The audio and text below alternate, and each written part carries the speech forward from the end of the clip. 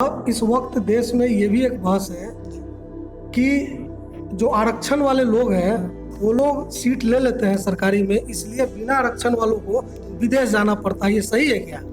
ऐसा नहीं है, बट सीट की कमी तो मैंने सबसे पहले बात सीट की है। कमी तो है। विज्ञापन निकलता है कि बहाली के लिए आवेदन करने के, लेकिन डॉक्टर नहीं है कि जो आवेदन करें। निश्चित रूप से मोदी जी की नज़र वहां तक चली गई है, तो अब आने वाले दिन में हिंदुस्तान में भी हमारे बच्चे जो पढ़ना चाहेंगे मेडिकल कर पाएंगे और अन्य देश में जाने की आवश्यकता नहीं पड़ेगी, ऐसा हम लोग को आशा है।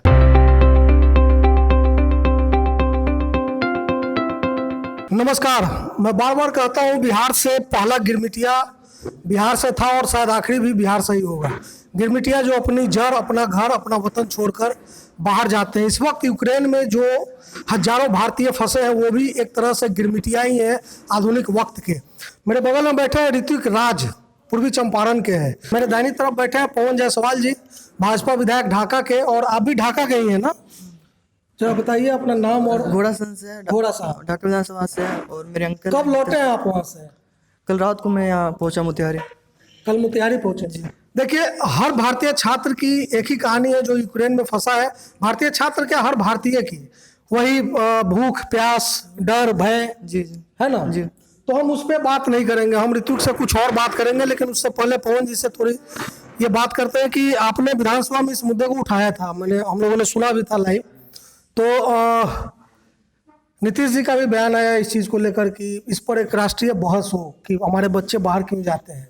कैसे, मतलब इस बहस को क्या आगे ये बढ़ पाएगा? देखिए, हमारे विधानसभा क्षेत्र के 5 बच्चों की सूचना हम लोग तक पहुंची थी समाचार पत्रों के माध्यम से कि यूक्रेन में फंसे हुए हैं, और जैसे हमको जानकारी मिली मैंने तत्क्षण विधानसभा में इस बात को उठाने का काम किया और सरकार से आग्रह किया कि भारत सरकार को इन बच्चों के लिए सूचित किया। सूची तो है ही भारत सरकार के पास, क्योंकि बच्चे एम्बेसी के नॉलेज में रहते हैं।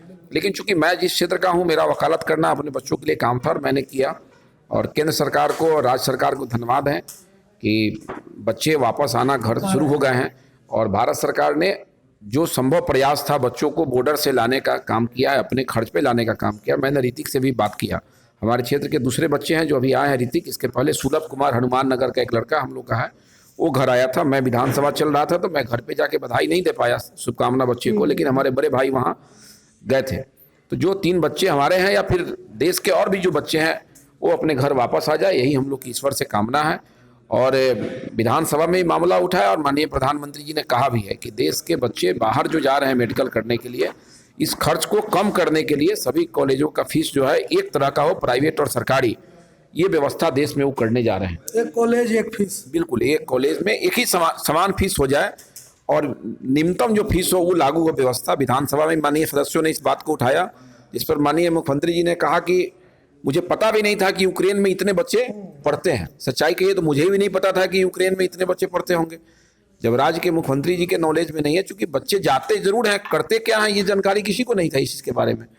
चीन वगैरह का पता था, चीन रूस जाते हैं, लेकिन यूक्रेन का, क्योंकि उसी का पार्ट यूक्रेन है, बहुत लोग के नॉलेज में नहीं था। और मुख्यमंत्री जी ने भी कहा है कि इस मामले में राष्ट्रीय बहस की जरूरत है और राष्ट्रीय स्तर पर इसका समाधान हो सकता है।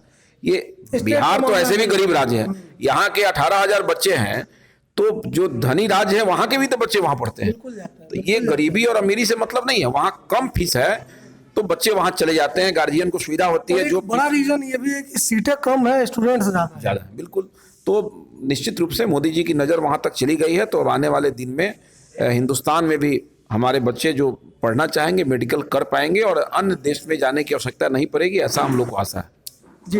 मतलब एक तरह से देखें कि हर आपदा अपने साथ एक अवसर लाता है, तो यूक्रेन युद्ध भी हिंदुस्तान में कॉलेजों की संख्या, सीटों की संख्या, इस पर बहस छिड़ गई है, तो एक शुभ संकेत है। हाँ बिल्कुल, युद्ध हुआ एक अलग विषय है, लेकिन अगर उसी कड़ी में अगर हम लोग अपने देश में इस व्यवस्था को ठीक कर लेते हैं तो हम लोग अपना एक उपलब्धि इसको मानेंगे। अच्छा, आपको नहीं लगता कि यहाँ जितने, हम अगर मोतिहारी की भी बात करें तो बहुत सारे चीज़ें खुलती हैं यहाँ पे, बगल में पश्चिमी चंपारण में मेडिकल कॉलेज है, यहाँ भी एक मेडिकल कॉलेज हो, इसके लिए कुछ प्रयास? देखिए, आपको पता है कि यहाँ पहले कितने मेडिकल कॉलेज थे? पहले नंबर तो नहीं पता, इस लेकिन 2005 के पहले बिहार में कितने मेडिकल कॉलेज थे, कितने इंजीनियरिंग कॉलेज थे? 4 इंजीनियरिंग कॉलेज मात्र पहले थे। 2005 के पहले 4 थे। आज कितने हैं? हर जिला मुख्यालय में एक इंजीनियरिंग कॉलेज की व्यवस्था हो गई। तो ऐसा नहीं कि सरकार के स्तर से काम नहीं हो रहा है। मेडिकल और का लेकिन अभी भी संख्या मेडिकल ऐसा है ना, मेडिकल की भी संख्या बढ़ी है कि घटी है? बढ़ी है, पहले बढ़ी है तो सुधार तो हम कर ही रहे हैं ना, गवर्नमेंट के स्तर से सुधार तो हो ही रहा है। और आप एक जान लीजिए, पूरे विश्व में इंजीनियरिंग कॉलेज का फीस जो MIT जैसे मुजफ्फरपुर, संजोग से 3 दिन पहले हमको जाने का मौका मिला, हमको आश्चर्य हुआ कि ट्यूशन फीस कितना है। कुछ 1000 रुपए होंगे। 1000 नहीं है, 10 रुपया है महीना, अच्छा, केवल 10 रुपया। प्रिंसिपल से हमारी बात हो रही थी, महतो जी प्रिंसिपल है, बता रहे थे कि देश में क्या विश्व में कहीं इंजीनियरिंग कॉलेज का फीस उतना नहीं हो सकता। 10 रुपया ओनली ट्यूशन फी है। नहीं ये तो सरकार का है तो दायित्व भी बनता ऐसा है कि बिहार सरकार का काम पहले से बेहतर रहा है और निश्चित रूप से जब कोई घटनाक्रम होता है तो उससे हम लोग को एक सीख लेने का मौका मिलता है। ऋतिक क्या बता रहा था कि यूक्रेन के प्रत्येक घर में बंकर है। यूक्रेन में जितने घर बने हुए हैं सबके घर में बंकर है। बंकर क्यों है? वो तो पहले भी युद्ध का सामना किया है, पहले भी युद्ध का सामना किया है। तो एक सरकार ने नीति बना दिया कि भाई हमको कब लड़ना पड़ेगा कोई ठीक नहीं है, तो हमको अपने बचाव का रास्ता भी अख्तियार करके रखना है। अगर ये बंकर नहीं होते तो फिर हमारे देश के बच्चे, आम देश के जो बच्चे आज वहां सुरक्षित रहे हैं, इतना सुरक्षित नहीं रह पाते। तो जब एक घटना घट गई, हम लोग को पता है कि भाई हमारे देश के 18,000 20,000 बच्चे यूक्रेन में मेडिकल पढ़ने जाते हैं, वहां 30 लाख दे के आ रहे हैं, तो क्यों नहीं हम ऐसी व्यवस्था को अपने देश में सुदृढ़ करें कि वो राशि हमारे देश के किसी मेडिकल कॉलेज वाले को मिले और हमारे बच्चे अपने देश में मेडिकल की व्यवस्था कर लें। इसके लिए एक थीम रखना पड़ेगा और मोदी जी ने बहुत थीम पर काम किया और मुझे विश्वास है कि इस थीम पर भी मोदी जी काम करेंगे। चलिए, एक अच्छी मतलब शुरुआत है, संकेत है कि युद्ध के बहाने अपने देश में एक नई बहस शिक्षा को लेकर के, कॉलेजों को लेकर शुरू हुई है। ऋत्विक से हम बात कर, सोशल मीडिया पे और मीडिया में भी एक बहस छिड़ गई है कि रिजर्वेशन वालों की वजह से अनरिजर्व कैटेगरी के लोगों को बाहर जाना पड़ता है, विदेश जाना पड़ता है। लेकिन जो ऋत्विक मेरे साथ बैठे हैं ये खुद रिजर्व कैटेगरी से है, इन्होंने भी नीट की परीक्षा दी थी और इनको यूक्रेन जाना पड़ा। सही बोल रहा हूँ जी? अब इस वक्त देश में ये भी एक बहस है कि जो आरक्षण वाले लोग हैं वो लोग सीट ले लेते हैं सरकारी में, इसलिए बिना आरक्षण वालों को विदेश जाना पड़ता है। ये सही है क्या? ऐसा नहीं है, बट सीट की कमी तो मैंने सबसे पहले बात सीट की है। कमी तो है, सीट भी है, प्लस बहुत सारे बच्चे अनदर रास्ता अपनाते हैं जाने को। जैसे जैसे वही बात लास्ट में आती है, बच्चे तैयारी कर रहे हैं, अच्छे नॉलेज गेन करने के बावजूद भी सीट नहीं मिल पा रही। क्यों? क्योंकि मैंने 95% जाएगा तो कहाँ से हाँ नहीं मिल पाएगा। प्लस ST में जो बच्चे हैं उस लोग आगे मिल जा रही है। कम भी नंबर लाते हैं, 300 नंबर लाए लोग सीट मिल गया। जो बच्चे 600 नंबर यही लाए बात तो आरक्षण बिना आरक्षण वाले भी कह रहे हैं कि OBC या SC ST वाले कम नंबर लाकर सीट पा लेते हैं। लेकिन आप तो OBC कैटेगरी से हैं, फिर भी आपको बाहर जाना पड़ा। बाहर जाना पड़ा क्योंकि इंडिया में पॉसिबल नहीं है 5 साल तैयारी करके 600 नंबर लाना। उसके पेरेंट्स ये सोच ले जितना पहले हो वो निकल जाए, क्योंकि पढ़ाई वहीं करना है। इस साल बचेगा, 5 साल यहाँ तैयारी करेंगे तो उस साल से 5 साल वहाँ मेडिकल करके आ जाएंगे।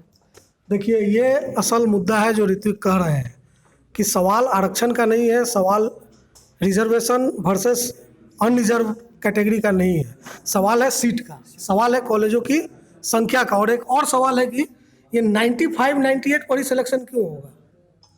मतलब कट ऑफ नीचे आना चाहिए। नीचे आना चाहिए, बट सीट कम है। प्लस हर एक कास्ट को देखकर कर रहा है। बहुत सारे अभी ऐसे चल रहे हैं कि अपने कास्ट चेंज करके OBC से SC ST में करके बच्चे सीट ले रहे हैं। अभी एक अलग मतलब एक्विजिशन है, इसको तो हम लोग अभी साबित नहीं कर सकते। लेकिन सर, ये जो बातचीत हुई इनसे, अभी एक बस आपने भी देखा होगा सोशल मीडिया में भी आ रहा है कि आरक्षण को ब्लेम किया जा रहा है इस चीज़ के लिए, पलायन के लिए। तो ये तो जैसा ऋतिक बता रहे हैं, खुद भी ऋतिक की बात को हम सुने हैं, मेरे नॉलेज में ये सब बात है भी नहीं और हम लोग अभी उस लेवल पर है भी नहीं कि मतलब ये देश स्तर के किसी नियम कानून में संशोधन कर दे। लेकिन जिस लेवल पर हम हैं, राज लेवल पे, और इतने तत्पर हम हैं कि हमारे नॉलेज में जब कोई मामला आता है तो मैं विद इन ए सेकेंड इस मामले को मैं सदन में रख देता हूँ, सरकार के संज्ञान में हम लाते हैं। तो जो विषय मेरे संज्ञान में आया है, हम निश्चित रूप से सदन में सरकार के संज्ञान में लाने का काम करेंगे। मतलब सीटों की संख्या बढ़े। इस पर मोदी जी के संज्ञान में चला गया और मोदी जी के संज्ञान में 370 गया तो मोदी जी ने उसका भी समाधान कर दिया। मोदी जी के संज्ञान में जो भी विषय आया है, मोदी जी ने उसका संज्ञान लिया और समाधान करने का काम किया। निश्चित रूप से हमारे देश के जो भविष्य हैं, आज मान लीजिए हमारे यहाँ जो हॉस्पिटल्स हैं, एडिशनल PSC है, प्राथमिक स्वास्थ्य केंद्र है, हम वहाँ डॉक्टर नहीं मिल रहा है बहाल करने के लिए। हमारे यहाँ जो हॉस्पिटल्स है संजय भैया, हमारे यहाँ जो हॉस्पिटल हैं, चाहे वो रेफरल हो, एडिशनल PSC हो, प्राथमिक स्वास्थ्य केंद्र हो, सदर अस्पताल हो, मेडिकल कॉलेजेज हो, वहाँ डॉक्टर नहीं मिल रहे हैं। विज्ञापन निकलता है कि बहाली के लिए आवेदन करने के लिए, लेकिन डॉक्टर नहीं है कि जो आवेदन करें। कितने सीट खाली रह जाते हैं। तो जब हमारे बच्चे मेडिकल करेंगे तब उनको यहाँ जॉब मिलेगा। ऐसे भी नहीं है कि हमारे पास मेडिकल किए हुए लोग बैठे हुए हैं, ऐसा नहीं है, करना ही नहीं चाहते हैं। प्राइवेट में उनको पैसा कम मिलता है, सरकारी में पैसा कम है, प्राइवेट में ज़्यादा पैसा है, तो लोग सरकारी जॉब में, डॉक्टर हैं भी तो सरकारी में जाना नहीं चाहते हैं क्योंकि वहाँ वेतन कम है, उनको सुविधा कम है। तो हम लोग गवर्नमेंट से, मेरा प्रश्न है भी इस विषय पर कि भाई हम जो डॉक्टर्स का सीट खाली रह जाता है और डॉक्टर नहीं जाना चाहते हैं, प्राइवेट हॉस्पिटल्स में जा रहे हैं, तो निश्चित रूप से हम लोग को फीस में वृद्धि करनी चाहिए ताकि अच्छे डॉक्टरों का सहयोग हमारे सरकारी संस्थानों को भी मिले। देखिए, एक मुद्दे में कई मुद्दे होते हैं, अभी बातचीत से पता चला, लेकिन जो अहम बात इस वक्त है कि जो लोग भी आरक्षण को ब्लेम कर रहे हैं वो ब्लेम करना बंद करें। असल मुद्दा है कि हमारे देश में मेडिकल कॉलेजों की संख्या कम है, सीटों की संख्या कम है, उस पर एक बहस हो, उसको बढ़ाया जाए। और ये जो 98 वालों को एडमिशन मिलता है, इसका मतलब ये नहीं है कि 90 वाले अक्षम लोग हैं या 85 वाले भी अक्षम है, नहीं, वो भी सक्षम है। गलती हमारी है कि हमारे देश में मेडिकल कॉलेजों की संख्या कम है, सीटों की संख्या कम है, ये बढ़े, इस पर एक बहस होनी चाहिए। सही कहा, मतलब मेरी बात एकदम सही, आपकी बात सही है। चलिए, आपके बेहतर भविष्य के लिए हम लोग की तरफ से शुभकामनाएं। आप आ गए यहाँ पर, आपका स्वागत है, उम्मीद है कि कुछ अच्छा होगा। Thank you very much sir.